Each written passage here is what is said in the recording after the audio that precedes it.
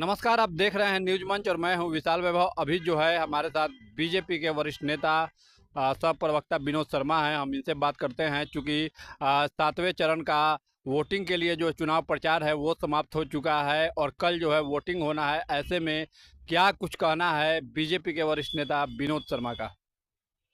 Sir, 7वें चरण का चुनाव के लिए प्रचार जो है समाप्त हो चुका है। कल जो है चुनाव होने हैं और यहाँ पे कल वोटिंग होना है। क्या कुछ कहेंगे सर? देखिए, देश की सजग जनता को हम प्रणाम करते हैं कि 6 चरण के जो चुनाव हुए और उसमें जो निष्कर्ष पूरे देश में निकल कर आया है कि एनडीए गठबंधन आदरणीय हमारे यशस्वी प्रधानमंत्री नरेंद्र मोदी जी के पक्ष में सारा मने माहौल बना और सारे लोगों ने वोट किया है। सबका एक ही कहना है कि हमें किसी कैंडिडेट से नाराजगी जरूर है, लेकिन मोदी जी के प्रति हमको नाराजगी नहीं है। और मोदी जी ने जो भी काम किया है देश हित में किया है। एक तपस्वी की तरह तपस्या की है भारत को आगे बढ़ाने के लिए, भारत को मजबूत करने के लिए, और लगातार वो देश हित की बात करते रहे, देश के लिए सशक्त करने के लिए काम करते रहे हैं। इसलिए जनता ने स्पष्ट रूप से 6 चरणों में जो वोटिंग की है उससे लगता है कि हमारा भाजपा गठबंधन, एनडीए गठबंधन करीब करीब सीटें जीतेगा और 400 के लक्ष्य को पार करेगा। कल जो बिहार में भी 8 सीटों पर मतदान हो रहा है, पूरे देश में जो हो रहा है उसमें थोड़ी बहुत जो कमियां थी उसकी भी भरपाई जनता करेगी, क्योंकि जनता जानती है कि इंडिया गठबंधन के लोगों ने भ्रम का बादल फैलाने का काम किया पूरे देश में। मोदी जी के खिलाफ अब शब्दों की बांध चलाए और तरह तरह के बातें करके देश को बरगलाने का काम किया। और ये सच्चाई है कि कांग्रेस पार्टी ने संविधान से हमेशा छेड़छाड़ की हो, चाहे इमरजेंसी इंदिरा जी के समय हो, चाहे भी जो आरक्षण का मुद्दा रहा है, कहीं न कहीं से पिछड़ों दलितों का आरक्षण काट करके अल्पसंख्यकों को देने का जो काम कांग्रेस ने किया है, देश के लिए हितकर है, आम जनता के लिए हितकर है। इसलिए जनता इस बार बचे कुछ सीटों पर करारा जवाब देगी और हमें नहीं लगता है कि एक सीट भी इस बार इंडिया गठबंधन को प्राप्त होगा। सर, एक वीडियो वायरल हुआ था, तेजस्वी यादव, राहुल गांधी, मुकेश सहनी, मीसा भारती, तमाम लोग मौजूद थे और मटन और मछली खाते हुए प्रधानमंत्री के ऊपर चर्चा कर रहे थे और कह रहे थे कि प्रधानमंत्री 10 साल में सिर्फ झूठ ही बोले हैं और उन्होंने कुछ किया ही नहीं है। देखिए, देश की जनता ने पहले भी बता दिया कि झूठ कौन बोल रहा है। 2 बार अपार बहुमत से यशस्वी प्रधानमंत्री को प्रधानमंत्री देश की जनता ने बनाया, उनके अच्छे कार्यों के चलते, उनके आचरण के चलते, देश के प्रति उन्होंने जो तपस्या किया उसके लिए किया। लेकिन ये लोग केवल वही हरकत कर रहे हैं जो देश के लोग को नागवार गुजरता है।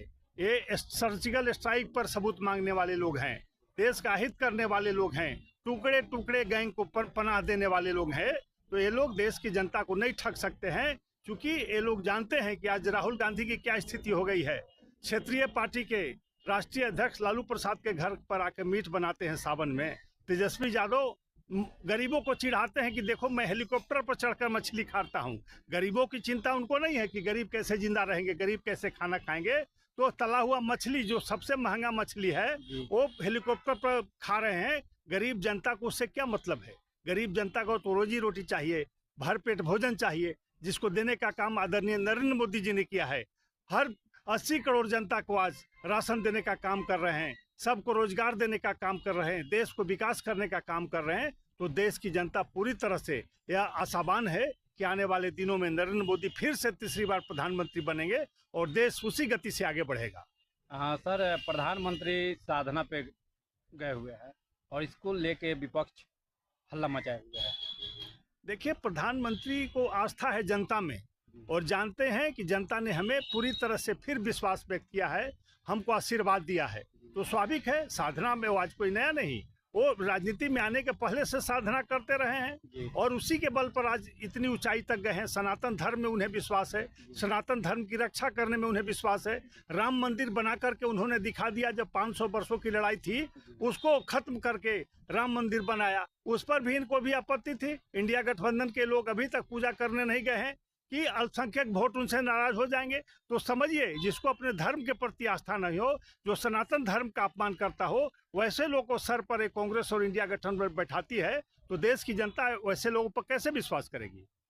सर, एक आखिरी सवाल होगा। तेजस्वी यादव इन दोनों दावा कर रहे हैं कि मुख्यमंत्री नीतीश कुमार 4 जून के बाद उनके साथ आ जाएंगे।